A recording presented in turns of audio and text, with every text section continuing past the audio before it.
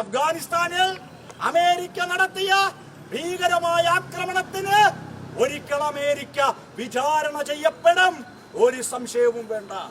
സിറിയയെ സംഘർഷ ഭൂമിയാക്കിയതിന് അമേരിക്ക വിചാരണ ചെയ്യപ്പെടും. ലിബിയയിൽ സംഘർഷങ്ങൾ ഉണ്ടാക്കിയതിന് അമേരിക്ക വിചാരണ ചെയ്യപ്പെടും. വിയറ്റ്നാമിലേക്ക് അധിനിവേശം നടത്തിയതിന് അമേരിക്ക വിചാരണ ചെയ്യപ്പെടും. പാലസ്തീനിലെ 10,000-കണക്കിന് മനുഷ്യരെ വംശഹത്യ ചെയ്ത ഇസ്രായേലിനെ ചേർത്തു പിടിക്കുന്ന അമേരിക്ക ഇസ്രായേലിനെ പോലെ ഒരിക്കൽ വിചാരണ ചെയ്യപ്പെടും എന്ന കാര്യത്തിൽ ഒരു സംശയവും വേണ്ട. അടിയന്തരമായി വെനസ്വേലയിൽ നിന്ന് ഇറങ്ങിപ്പോകാൻ അമേരിക്കൻ പട്ടാളം തയ്യാറാകണം. അമേരിക്ക പിടിമുറുക്കുന്നത് അമേരിക്കയിലായിക്കോട്ടെ. അമേരിക്കയുടെ അതിർത്തിക്കപ്പുറമാണ് വെനസ്വേല, അമേരിക്കയുടെ അതിർത്തിക്കപ്പുറമാണ് ക്യൂബ.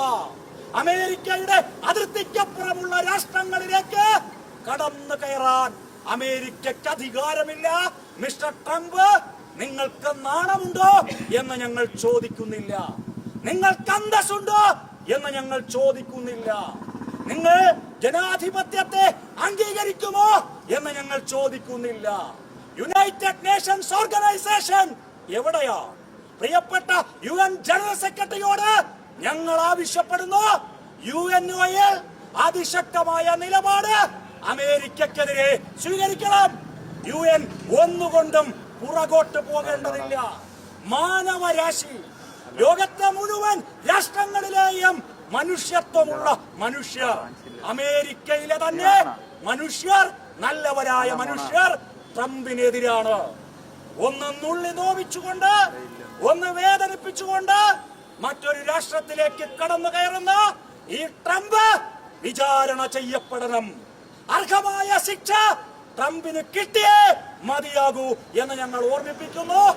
ക്യൂബയുടെ അഭിമാനമായ പ്രിയപ്പെട്ട കാസ്ട്രോയ്ക്ക് വേണ്ടി പ്രിയപ്പെട്ട ചെഗുവേര എഴുതിയ കവിതയിലെ വരികൾ ഉദ്ധരിച്ചുകൊണ്ട് നമ്മുടെ പ്രിയപ്പെട്ട മൊഡ്യൂറയോട്, അദ്ദേഹത്തിന്റെ രാഷ്ട്രത്തിലെ ജനതയോട്, അദ്ദേഹത്തിന്റെ സഹധർമ്മിണിയോട്, അദ്ദേഹത്തിന്റെ സഖാക്കളോട് ഞങ്ങൾ സോളിഡാരിറ്റി പ്രഖ്യാപിക്കുന്നു, ഞങ്ങൾ പിന്തുണ പ്രഖ്യാപിക്കുന്നു എന്ന് ഓർമ്മിപ്പിക്കട്ടെ.